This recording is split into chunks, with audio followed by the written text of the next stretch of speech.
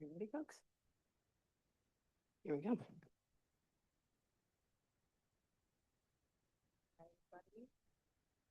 turn the microphone on. That's a good start. Hi, everybody. Thank you so much for being here with us today. Thank you to everybody in the room, and thank you to everybody on Zoom. I see you all coming in on the Zoom. So thanks for spending your afternoon with us. My name is Laura Swanzarek. I'm Executive Director at Tacoma on the Go. We are the nonprofit advocate and resource for all things transportation in Tacoma.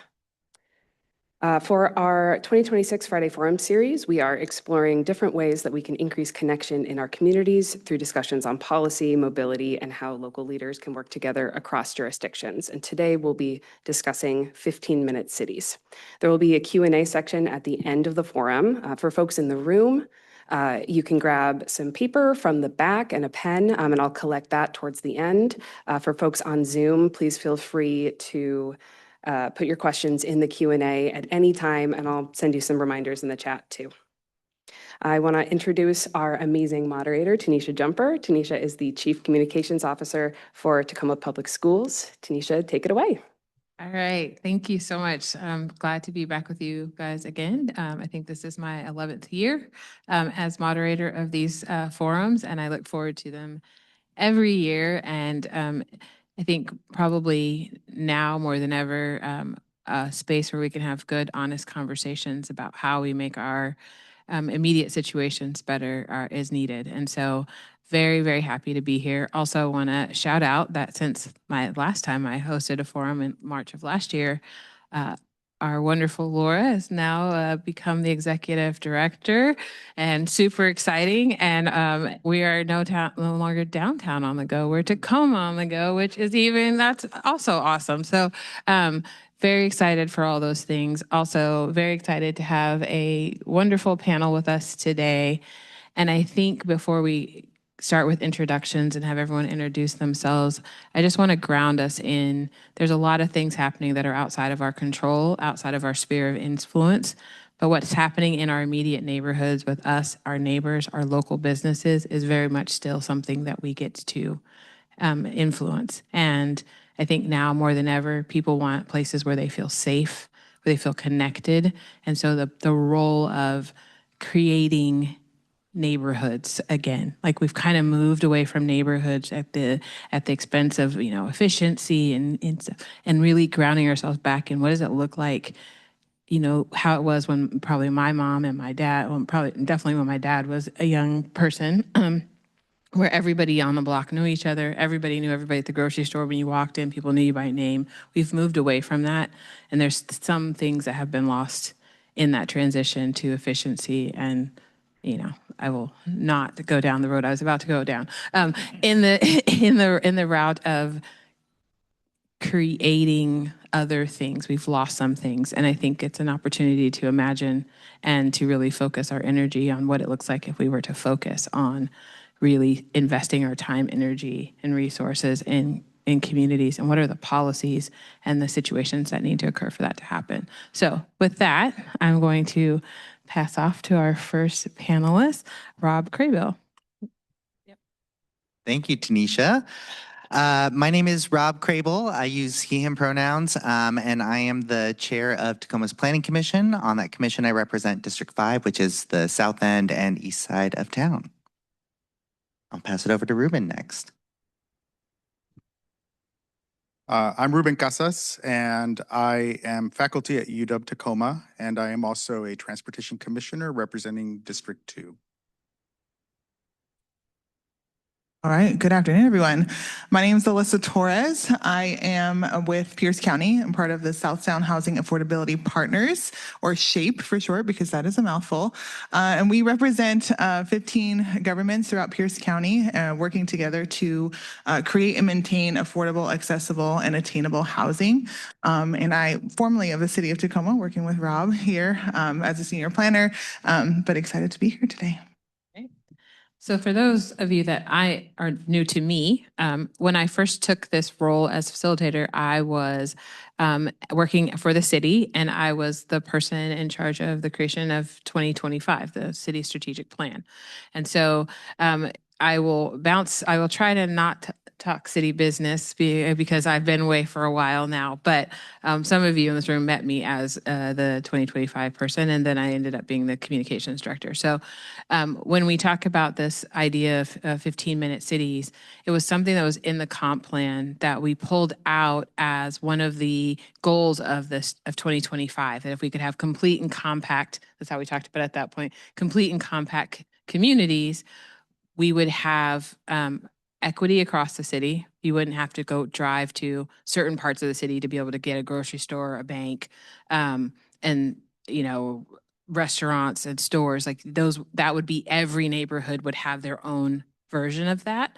And we set that as a goal for 2025, that we would be working towards that. So with that, I'm going to ask Robb, what does it mean now to be a 15-minute city, and what are the goals of that? Thanks, Tanisha. So a 15-minute city, the general idea is that you can walk or bike or roll to whatever you need in your daily life within those 15 minutes. And for me, that means that folks can access a lot of different amenities nearby, but it also ties back to what you were saying. It brings people out into their neighborhoods a lot more, bringing them into areas where you're interacting with your neighbors, getting to know other folks, and builds that sense of community.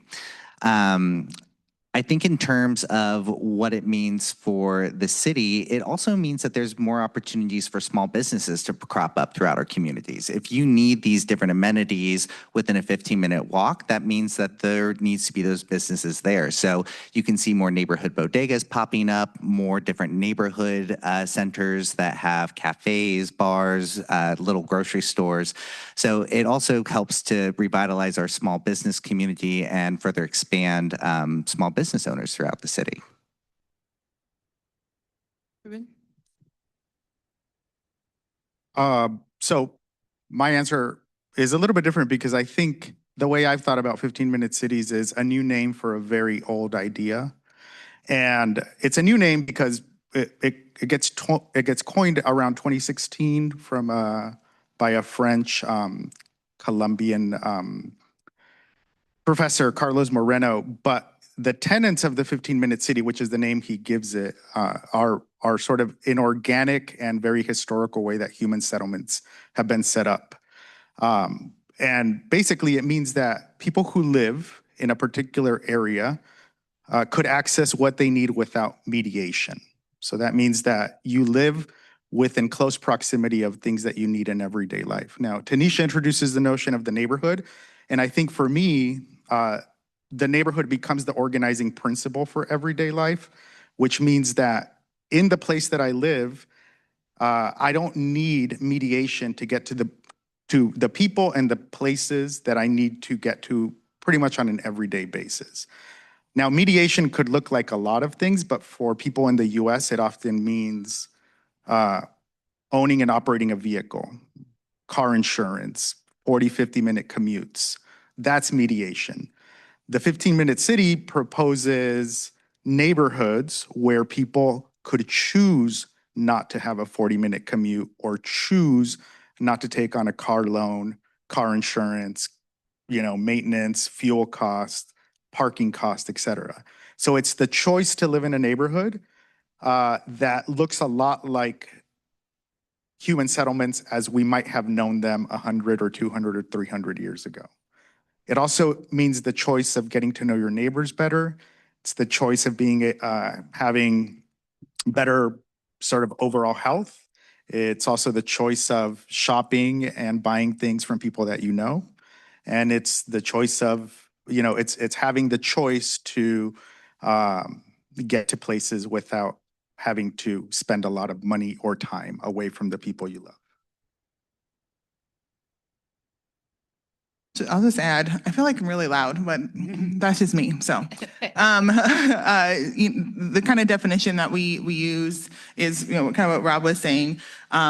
getting to things that you need in your everyday life without dependence on a car. And from a planning perspective, like land use, it really, one of the goals is really reducing sprawl and having those environmental impacts reduced, like that come with reducing car dependency.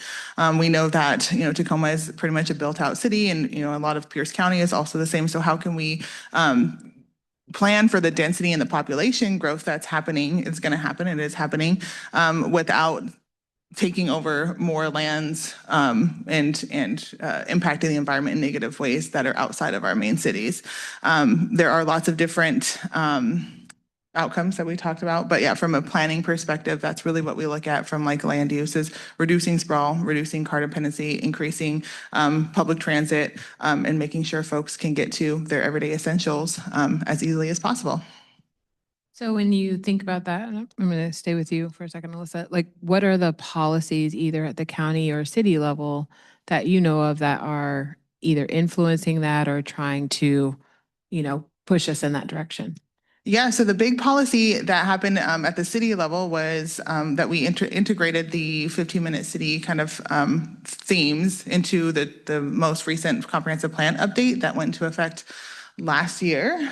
So that was really rooted in the whole comprehensive plan update was really rooted in the idea of how do we promote the idea of 15-minute cities and make it easier for folks to get to their everyday essentials. On the county side, they're also have adopted some similar ideas around 15-minute neighborhoods in the comprehensive plan that Pierce County just also adopted last year and went into effect in February. And it's not citywide, obviously, because county is not cities, but looking at how different neighborhoods, and this is mostly around like town centers, how can different neighborhoods be that 15-minute kind of access. Same idea of where can you get to without a car, walking, rolling throughout the county. And different cities throughout Pierce County have, I think to Ruben's point, kind of adopted it in different ways, or might not be using the terminology 15-minute cities, but are still putting into effect some of the policies that are kind of supporting that, like increasing density, increasing transportation, modes of transportation, and looking at some like sub-area plans. So there's lots of different things that folks are doing throughout Pierce County that are supporting this kind of effort. Rob, you're on the Planning Commission. So are there things that the Planning Commission is talking about right now that are kind of leaning towards that? Yeah, I think one of the biggest things that the Planning Commission has worked on to help advance us towards a 15-minute city just happened last year, the Home in Tacoma update. I joke with our former chair that we essentially rezoned the entire city in that update and made it so that it was easier to do more dense development in our residential areas. There are still areas that are low density, but along especially our public transit areas, we have a lot higher density in those areas to encourage more folks to live along bus routes, train routes, to reduce their dependency on vehicles.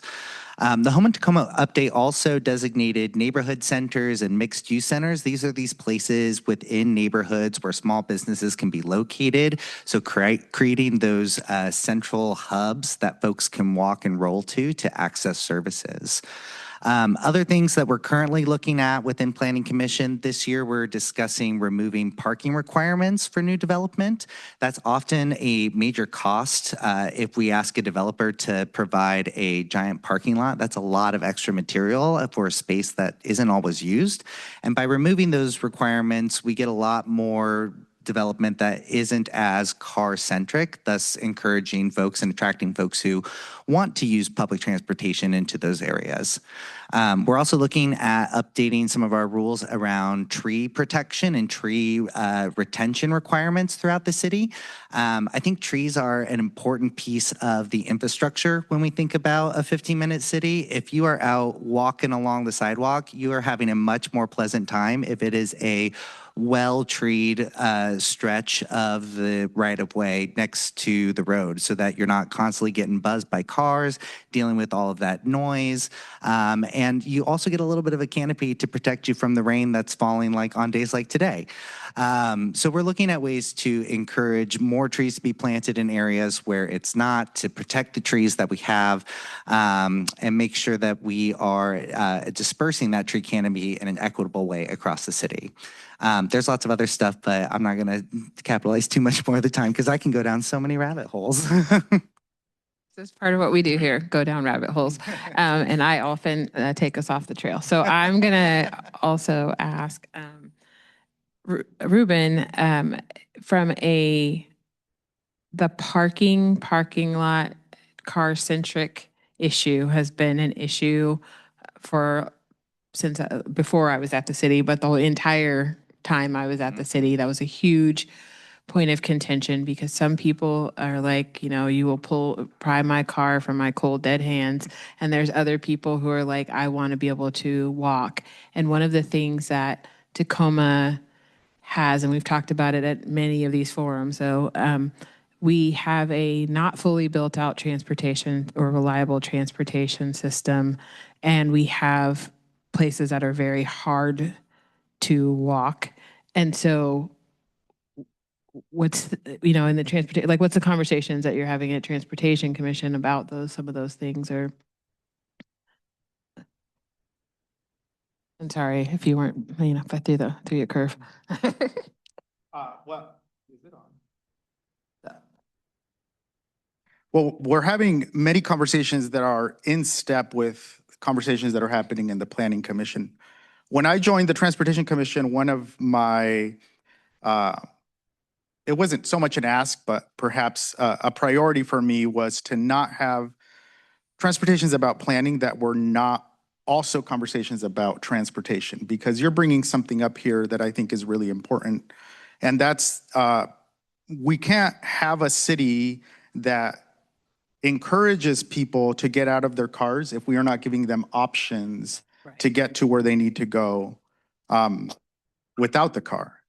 Now, unfortunately, we have about 100+ year history where most of the decisions we've made about city planning have been in reference to the car as opposed to people. And so what we have now are cities that I think are starting to realize that it's really unsustainable to require people to get into a car every time they need to go to the grocery store, never mind work. If you look at statistics, most of the time that people get into cars in the US is to make trips that are within about 3 miles from their home, right? So yeah, we talk about long commutes, et cetera, but there is a reason why we live in places where most of us feel that to get to the grocery store, to work, to school, we have to get into the car. And so in the Transportation Commission, I think we've done a lot of work to bring conversations about development and planning in tune with what options do people have to get to the places and the people that they want to be near if we haven't had them in the past. Now, those are hard conversations because while we have 100+ years of planning that has deprioritized people and prioritized their property, and by that I mean their movable property, not their physical property. Number one, number two, the way that we tend to fund public amenities such as transit means that we don't have robust transit options. So we have to work with our agency partners at Pierce Transit, Sound Transit, to have levels of services and the quality of service that would actually make it so that people say, you know what? I could leave my car at home because there's a bus that's going to stop within 10 minutes and it gets me within feet of my workplace. And so those are conversations that we can't just decide that people are going to have access to robust transit. We have to do a lot of coordinating and a lot of compromising and a lot of long-term planning that moves sort of the needle in that direction. So a short answer to say that a lot of what we do is think ahead and then think about the conversations that we need to have with all the stakeholders, including our neighbors, so that they have choices beyond getting into a car every time they need to go within 3 miles of their home. Yeah. So one of the things I try to do, and these are not get too wonky. So Alyssa, I'm going to throw you a question that wasn't kind of pre-planned, but I think you can address it. What does this look like? Like we've talked about it globally, but like, is there an example of an almost formed 15-minute community, or is it like any, like maybe just a place that we went to? Like when we're talking about it, I think about when I travel to other cities for conferences and stuff like that, I typically don't get a rental car. I typically try to get a hotel that's like kind of central, and I walk it, and there's so much you can learn about a place when you walk it. Like, no shade to Dallas. Well, little shade because I hate the Cowboys. But if you go to Dallas, like that is not a very walkable, friendly place to go. Like you have to go. One time I lost my luggage, and literally had to take a 30-minute cab ride to get to a mall to be able to buy clothes for the next day of the conference. Like you could, there was like two boutique shops that were like $200 for very floral, very ugly outfits. And I was like, no, you know what I mean? So there, but then if you go someplace like Houston, it's like there's a food place every 2 stores. There's all types of like interesting little things. Like you can just wander and end up all around. So that's like big cities, but I'm wondering if anywhere around here is a good example of what this would look like in practice if we had it more. Oh, you said around here. I was gonna say my first thing is like Disneyland, right? Like if you ask people like where have you been, like on vacation, similar to you, that you have had access to everything, you haven't had needed a car. You think of a theme park, like people spend all day walking miles around, getting their food, doing all their things. But outside of Disneyland or a theme park, around here, I mean, you know, Tacoma has some great examples. Like we're talking about South Tacoma Way being a really great example of how that neighborhood is moving towards more of this idea of 15-minute neighborhood. I live in the Lincoln area, and I think that's a pretty good kind of example. I see love for the Lincoln area, yes. Safeway is there. We have urgent cares. You have daycare centers, schools like high school, middle school, and like all within walking distance. So I think that there are several places, you know, in that we can look at for as examples in Tacoma and say what's working well, why is it working well, and how can we, you know, model some other places of Tacoma that might maybe not that far, you know, along, and model those things after them. So I think we're moving in the right direction. Great, thank you. So why does this matter? And I'll reference a conversation I had with Dr. Medeiros, like when I first got here, and we were talking about, you know, 2025 and how do you create this community and how do you know if you've done it? And he talked about a good community, a strong community is a community in which no matter where you are, you can age and grow and not have to move your city. There's some places where it's like, well, yeah, that's a great city if you're young and have no kids, but as soon as you get ready to get married and have kids, you got to move somewhere else. There's like these indicators like, yeah, it's great to live out in the county and like, you know, you have a big yard and all that, but as soon as you're older and you can't drive, now you're isolated out there and there's no way to get into to doctors and stuff like that if you can't drive anymore. Like why does this matter, and what you know, who benefits if we take the time and make the investments that we need to do this? And if you feel comfortable, how far off are we from doing this?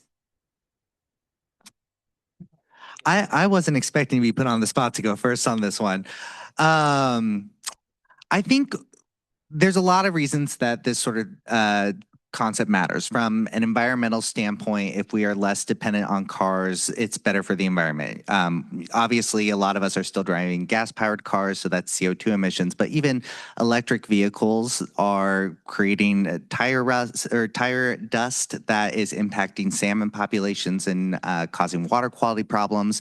And just the sheer amount of what I often refer to as car habitat that we have to maintain in the city, the roads, the parking lots, all of those structures create a huge amount of heat that becomes deadly for our community. So if we can reduce the amount of car habitat in favor of more walkable habitat, that's always a big plus. Another reason why it matters is that it helps to create the communities, that identity that you were talking about. as Alyssa said, there's a lot of good examples in Tacoma. There's also a lot of very clear gaps in Tacoma where we're not making those investments. The area of town that I live in, 72nd and Pacific Avenue, we just saw that big Fred Meyer close there. And so that's not only just a loss of a grocery store, that's also a loss of where people in non-traditional economy situations would go and cash checks. It was a place where folks could find socks and underwear. We had a big unhoused population living in that part of town. So it was more than just like that grocery store impact. There were small businesses inside of it as well. So there are things that I think we can learn from these other places, but I also think that the city needs to be investing in some new solutions. Things that have been floated around the Fred Meyer is public ownership of grocery stores. We can also look at being more bold in terms of closing some streets to cars and making them pedestrian-only areas. There are some cities that are doing what are called road diets, where we're removing lanes of traffic to put in places for trees, for outdoor seating. So I think that there's a lot of new solutions that the city can and should be exploring, but we definitely have a lot of great work to build on, and I often see Tacoma leading conversations that are happening at the state level when it comes to how to make our cities more livable and more walkable. Home in Tacoma started well before the state was mandating the elimination of single residential zones across the city. We are leading in tree conversations that are just getting started in Olympia. So I think that we should continue leaning into that leadership role and explore and be bold. Rubén? When the thing you fear shows up on your block or on your front door, your most immediate resource are your neighbors. And in a city where you don't know your neighbors, that's not really a resource. So for me, talk about a 15-minute city, and I'm going to say that sometimes the thing 15-minute city kind of trips me up, because what we're really talking about is a city that's made up of proximate neighborhoods. So the neighborhood is at a 15-minute scale. The whole city cannot be at a 15-minute scale, but your neighborhoods can be at a 15-minute scale. And to me, that's a model that represents knowing your neighbors so that when the thing you fear shows up, or the thing you love shows up, you have someone to rely on and someone to share with. I saw there's a satirical website called The Needling, based out of Seattle. It models The Onion, another satirical website. And this morning they posted a picture of a woman at a coffee shop typing away, and it says, "Woman in Seattle posts about the importance of community in trying times. Woman in Seattle doesn't know the name of her neighbors," right? And I think a lot, for me, thinking about 15-minute cities or my participation in civic endeavors that have to do with planning or transportation are mostly rooted in a larger reality that I think most people in the US know and experience. The outgoing Surgeon General, his last letter to the nation was about an epidemic of loneliness and isolation in the US. And it affects different demographics in different ways. One of the ways I've come to understand this reality that myself and many people I know experience is because we live in cities by name only. Really, we live in suburbs that have certain sections or islands that are true cities. Where we live really is in a collection of islands that between them, there's a lot of gaps. And those gaps are created again because we have designed places where you need to bring a 1-ton, very big piece of property with you to be anywhere you want to go. That property needs a lot of space, even if you're not in it. And so that's why when you get to Costco, everybody gets angry because they're looking for the closest parking lot. But the reason, or the parking space, but the reason you're looking for the closest parking space is because there are gaps between you and where you need to be. Those gaps are physical, and they're also political, and they're also social. So this matters because if we want to remake our society, we have to start by creating more proximity between you and the people you care about. Sometimes I hate having to follow you, Rubén. I just say that right now. But to build off this idea of just social connection. So I do shared housing in my house in Lincoln. It's a program through Associated Ministries that houses young adults 18 to 24 with homeowners that have a free, an empty room. And we talk about like who benefits. Because I'm in a pretty walkable area, a lot of the youth that stay with me don't have cars. They don't have sometimes even driver's licenses. They have disabilities that prohibit them from driving, and they obviously benefit from being able to physically get to their the pharmacy to pick up their medications, or to the bus to take them to school to finish their GED or what have you. But we also benefit by having these social connections within our own house, right? And knowing that there's someone in my house that if I get locked out, which happens probably more than it should, there's someone there that can let me in, or just keeping eyes on the street. And so we have more opportunities for those social connections, and more, for me, more safety. Like I feel safer having folks in my house and knowing that people are looking after it. And then, so I benefit from having them there, but I also benefit from being in the neighborhood when things happen, like when I step on a nail in my backyard and I can walk to urgent care to get a tetanus shot, which happened to me pretty recently. And I didn't have to worry about, driving there, finding parking, doing all I just know there's urgent care down the street. Maybe I shouldn't have walked there in hindsight when I had something, but it worked out. It was fine. And I was able to get it taken care of really quickly. And then one of the other things I wanted to touch on too was, during some of the outreach we did for the comprehensive plan update with the city of Tacoma, we really wanted to focus on talking to youth and kids, because when we talk about these things like this, in a comprehensive plan, that's a 20-year plan. That's a 20-year visioning exercise. And like when we think about who's going to be here and who's going to be in these neighborhoods in 20 years, it's our kids. So when we went and talked to youth and asked them, we just asked them a simple question like, where do you wish you could get to within 15 minutes from your house or school?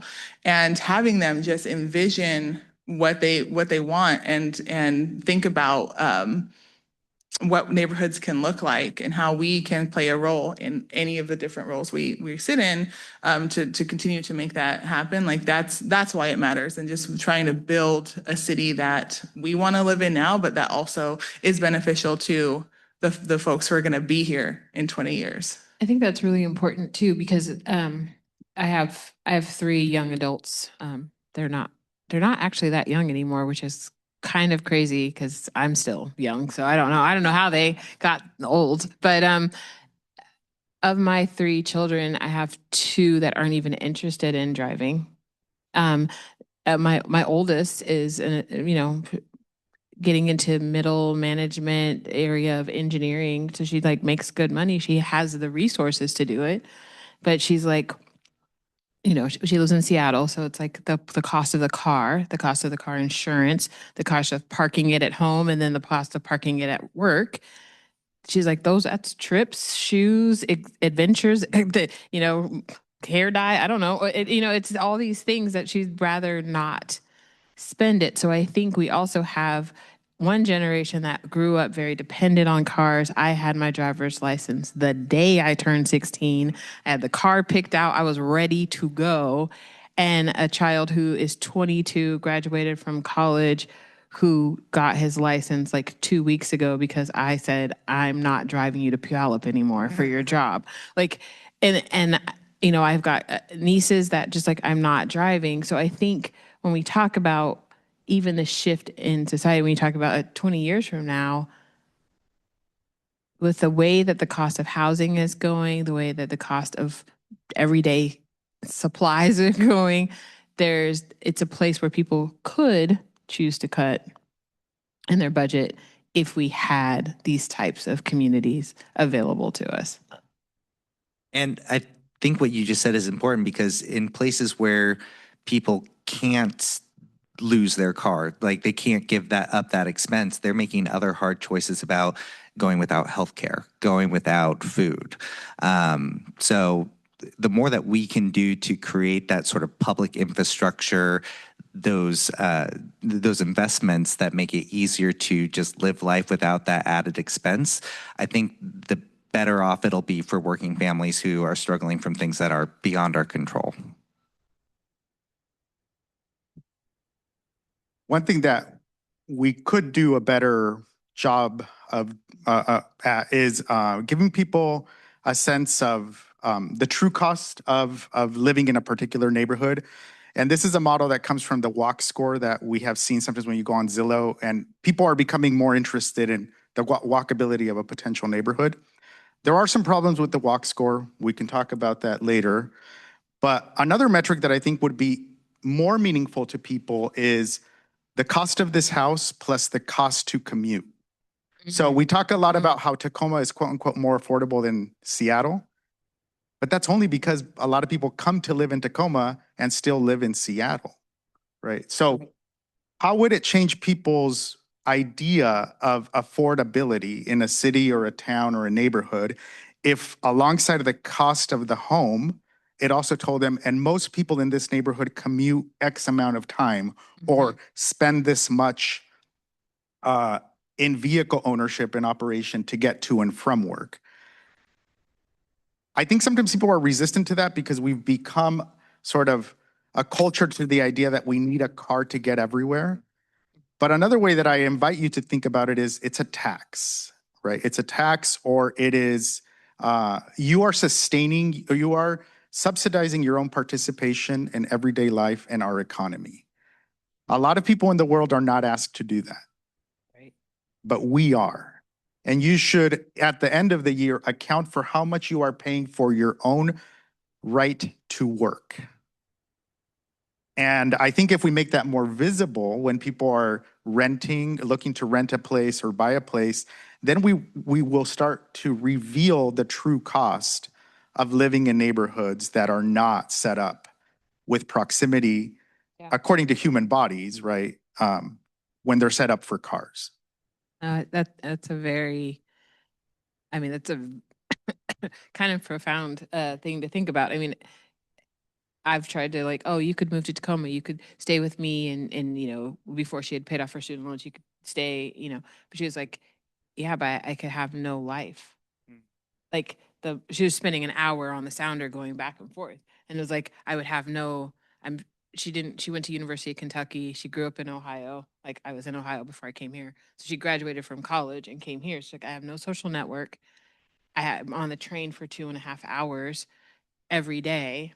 So I can't even go to a happy hour with, you know, people that I work with because I have to hop on the train to come back. And for her, that cost was worth the not having the car. And I just wonder, you know, these decisions, are we pushing other young adults to make those decisions? Because you can't, you don't have as much variety of things to choose from, and it's harder to get around here than maybe in some other parts of town. And if the parts of town that have done it really well are really expensive to get into, then you're making these very binary choices that are harder. And I know we had a person a few years ago who said, like, there is always a cost to transportation. It's either time or money. And that is a real thing, that there's somebody who's like, yes, I'm going to save money on the car, but that means I'm going to be standing at a bus stop for 30 minutes longer than I had to. And there's another person who's like, I don't have time. I have money. Me late today. You know, that I can have the car and I can make the 12-minute trip from where I was to here. And I think, you know, we talk about stuff like that, of like, there's certain places in town that are harder to park at. Well, you could park at the Dome and you could take the light rail, but do you have the time to accommodate that versus I could just drive to the front door of the place? I don't know if you guys have any other thoughts on that. I think one more question I want to ask, and if you guys have questions, please write them down. Laura will be coming around to pick them up. But one of, like, the last question I'm going to ask you guys before we start taking other people's questions is, what do community members do to engage in these conversations more, or to let their, you know, these people took their lunch break to come hear this conversation, be a part of the conversation. what are the things they could or should be doing to have their voices or their concerns be heard. Do you want to start on that one? I mean, going to planning commission, right? There's always ways to write letters, come and let us know if people know what you're doing, as well as elected officials. Every city has a planning commission. The Pierce County has a planning commission and council members that represent folks that are not in an actual city. So like unincorporated areas, always want to hear from community members. Whether it's about 15-minute cities or anything else, I think there's kind of this misconception that like the government only comes to you when we want to hear from you, of like when we're doing community engagement or for a particular project or something. But there are ways to engage with government folks or representatives who are making these decisions throughout the entire process. And we're trying to get better at letting folks know when those are and when you can step in and engage. And then things like this, there's organizations in the communities that are advocating for these types of things, and finding like-minded people to create more of a momentum behind trying to get some of these things done is really important too, so that the decision makers see that it is something that is really really wanted throughout the community.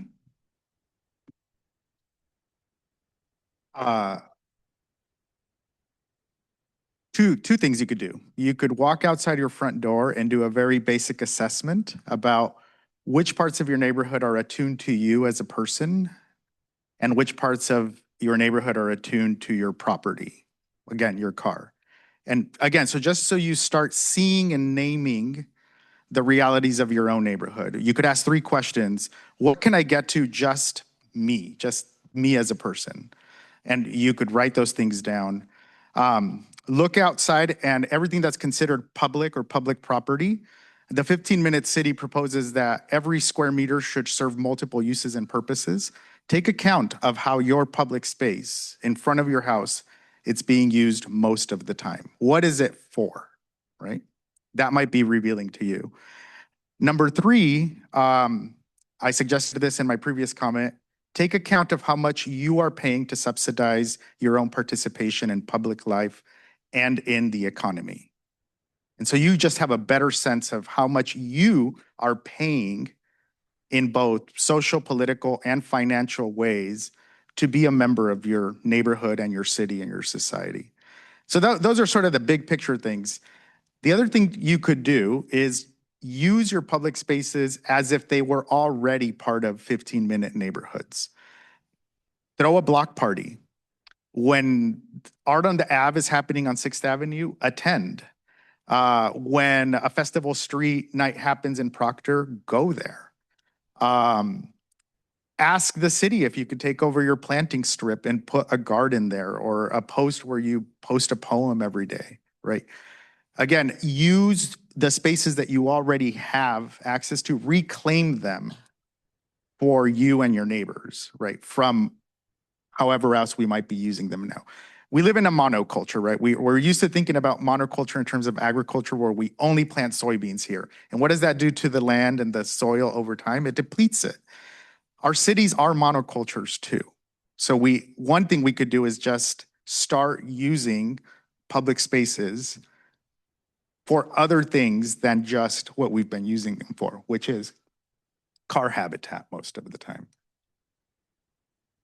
Yeah, I think one of the main sort of takeaways that I have when I think about the concept of a 15-minute city is that there are so many different ways in which to promote that concept and to promote that idea.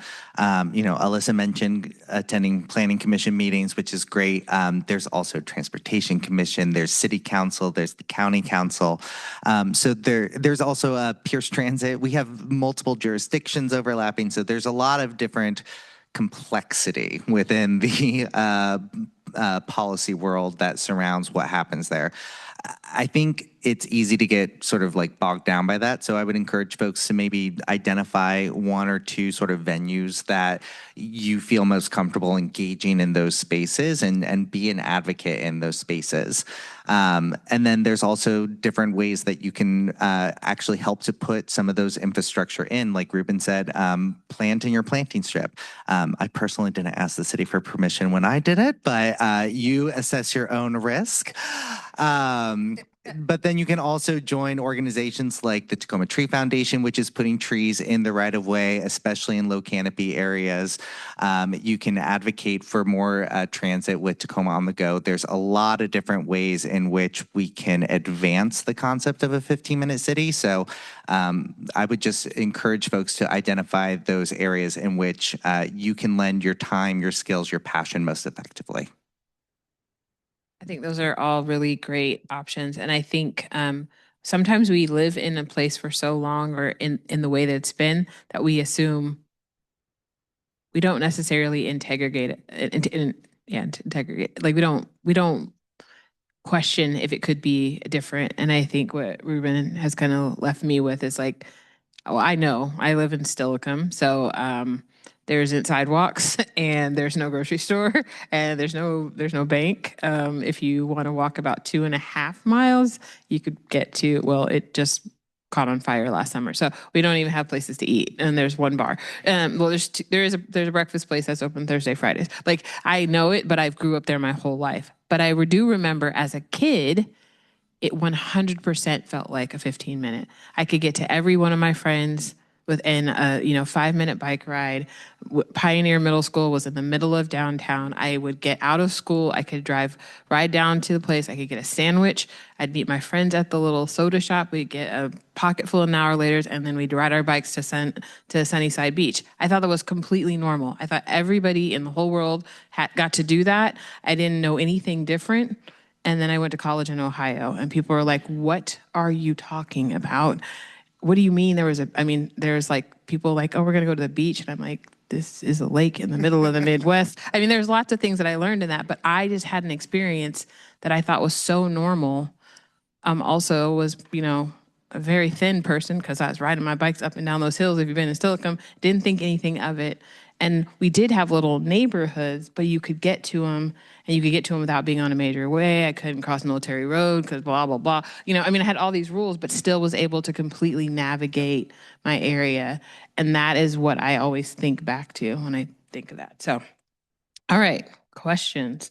Rubén, I'm going to give this one to you first. Can Tacoma pursue a 15-minute city vision if voters vote down future expansion of Pierce Transit's taxing capacity? Yes. Pierce Transit and what it does or doesn't do, it's one piece of the puzzle. But one thing I've learned working as a not working, but volunteering as a transportation commissioner is that long-term visioning and planning for transportation requires people to envision how it could be. And for people to start using spaces, including transit, I consider transit movable public space, to recommend its own use over time. Often our transit agency partners will say, well, people aren't using the buses, so we can't substantiate investments in hiring operators or expanding bus lines or service.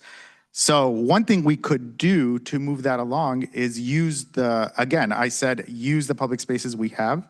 That also means transit, right? So the more we use the public spaces we have as we envision using them in the future as ideal public spaces, including transit, the more our agency partners will realize, yes, there is a reason to make these investments. And then our own neighbors over time will realize, yeah, there is a reason to make these investments through levies and bonds, et cetera. So a future for Tacoma where we all are more proximate to the people and the places we need to be near or want to be near is not dependent solely on what Pierce Transit does or doesn't do. It's dependent on us starting to utilize the spaces that we have as we would want to use them, and that it's over time will create momentum so that our agency partners come along. How does the Streets Initiative play into that? If they can't pass the Streets Initiative? Well, one thing exciting about the Streets Initiative is that a lot of people, and I see the practical reasons of selling it as like, we're going to pave the roads, right? A lot of people are very worried about potholes. And rightly so, we do often have a lot of potholes, some streets more than others. But the Streets Initiative again, represents one intervention in a long-term plan for Tacoma. And even though our last attempt as a city to pass the Second Streets Initiative wasn't successful, I think we need to continue having conversations about what a streets initiative ultimately does, and that's transform our streets so that they are people places, not just car places. That doesn't mean that all cars will be occluded from streets all the time, right? We still do require cars to get ourselves and goods and services across the city. But I think as people start seeing that streets can be more than just a monoculture, and that there are greater benefits to our streets as true public spaces than just car storage or car mobility, then I think more people will come along to realizing, oh, we can have safer, more thriving public spaces. And again, the more we use them as we idealize these spaces, the more that they recommend themselves as places that need to be invested in. Alyssa, I'm going to ask you a question. Grocery stores have come up a couple times in people's questions, and we know that's a critical part of like having that cohesion of a neighborhood, but also we've lost grocery stores. We don't have, they're kind of spread out. So the question is, a critical part of the neighborhood is grocery stores. We've seen those leaving Tacoma. Is there anything that we can do to reverse that or stop that from happening? And, you know, what does it look like to explore community-owned grocery stores? I don't know if I have an answer, so I might not be the best person for that. On like a macro scale, I'm not probably the best person for that. What I will say is similar to what Ruben's been saying, like finding ways that we can kind of close those gaps within our own neighborhoods. I have a little free, it's like a little free library, but it's it's like a pantry, and we put food in there, books, all those things to try to combat some of the food desert things that are happening in our neighborhood. And that's obviously very small and not going to solve the problems of a food desert on a citywide scale. But again, to Ruben's point, like what are those ways that we as neighbors, as communities can step in and fill some of those gaps? Some of the shared housing folks in my house, you know, they get food from Eloise's Food Bank or other food pantries. Whatever they don't use, it goes out into the pantry box. And kids that come by or families that come by are walking and need some stuff, they can grab it there. I don't have an answer for the larger thing. Maybe Robb might. Yeah, I think in terms of a lot of the grocery stores that are leaving the area, especially when you think about the Fred Meyer closures that are happening across our region, not just in Tacoma, those are forces that are like beyond what the city can control. What I know from talking to city officials is that siting a large grocery store is really challenging to do because there are certain building requirements for the food to get loaded in safely, for it to be stored appropriately. So it's hard to build buildings like that, which is why when we lose one, it's that big of a travesty because it's been such a big investment in it. So a public ownership of grocery stores is something that I've heard other cities and other places do as a way to try to ensure that food is available in different neighborhoods. How much Tacoma can lean into it, I don't know the answer to that right now. It's early conversations, and the city is unfortunately in a budget crisis, just like a lot of other municipalities. So making big investments is probably not something that city council is able to do at this time. But I think that we need to explore those options and see if there are ways that we can finance a purchase of something like the Fred Meyer. There's other vacant buildings, like there's a Walgreens that's vacant on Pacific Avenue. There's all sorts of places where I think the city could explore public ownership to fill the gaps when it comes to food, health, resources like socks, things like that. I mean, Jump in really, because when you were talking, it reminded me of something. So one of the other things that we could probably, kind of what happened with Home in Tacoma is changing the zoning to allow for smaller market, like neighborhood markets to be allowed in more areas throughout the community so that we're not dependent on those big box stores that, you know, can decide to leave whenever they want. So some of the zoning changes that happened with Home in Tacoma, I think there's more that can be done to allow more like smaller mom and pop grocery shops in neighborhoods to kind of combat some of that.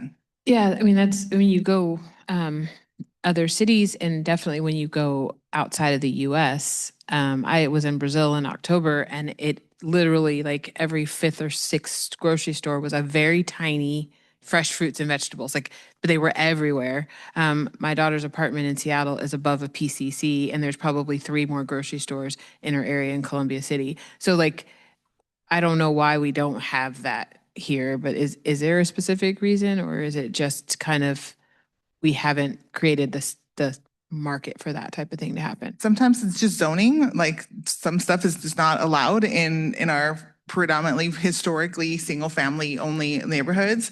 That's again starting to change with some of the zoning changes that have happened.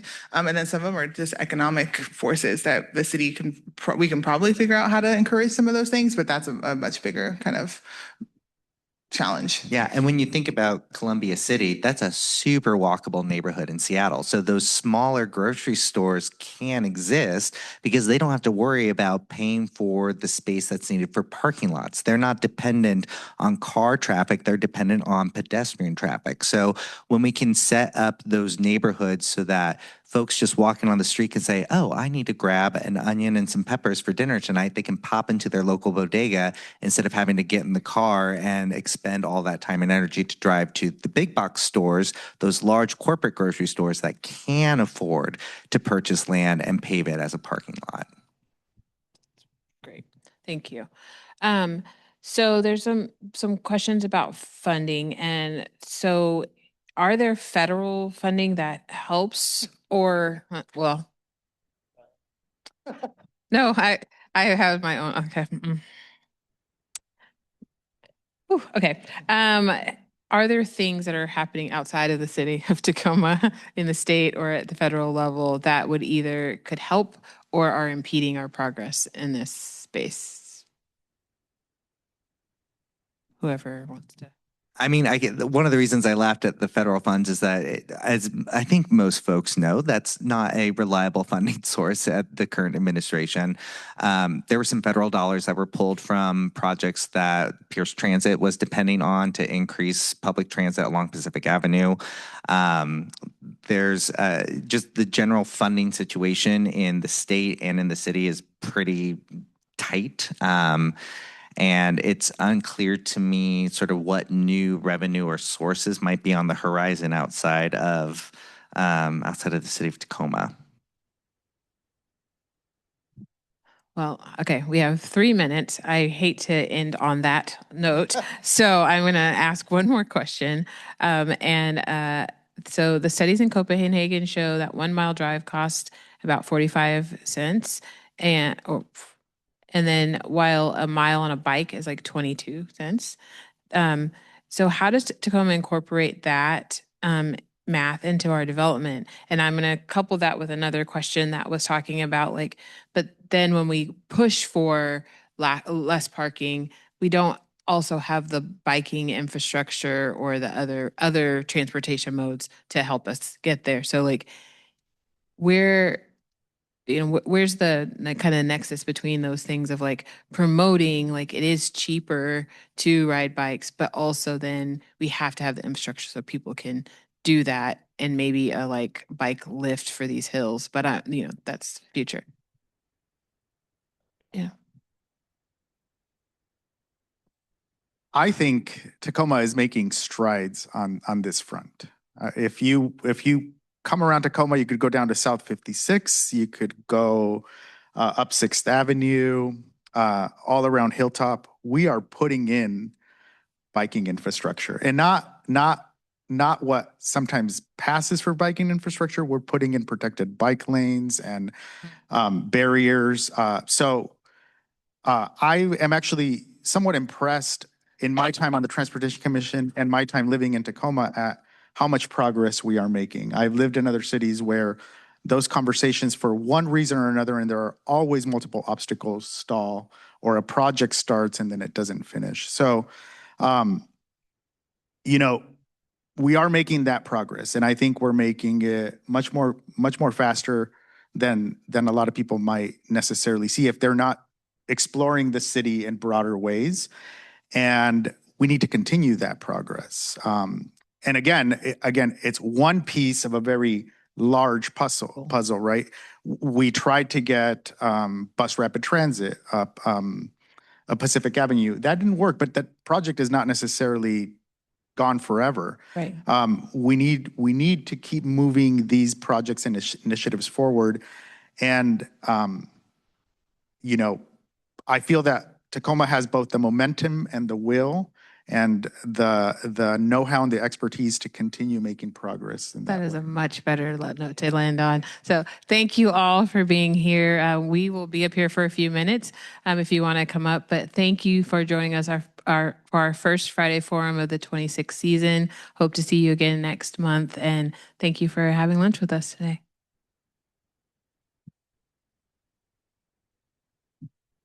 Thank you so much, everybody. As we're finishing up, I just want to give you a couple housekeeping things. Our next forum is on Friday, February 27th, talking about transit-oriented development. We hope you'll join us for that conversation. Recording of this forum will be available on our social media if you want to share it with all your friends and be the coolest kid in town. We also all of our forums and past forums are available on our website, which is tacomaonthego.org. If you go to tacomaonthego.org, you will also notice there is a nifty little donate button should you feel compelled to support our work. These are always free to attend. They're not free to put on. So thank you again to our panelists and to Tanisha. Thank you to everyone who came and joined us, and we'll see you next month.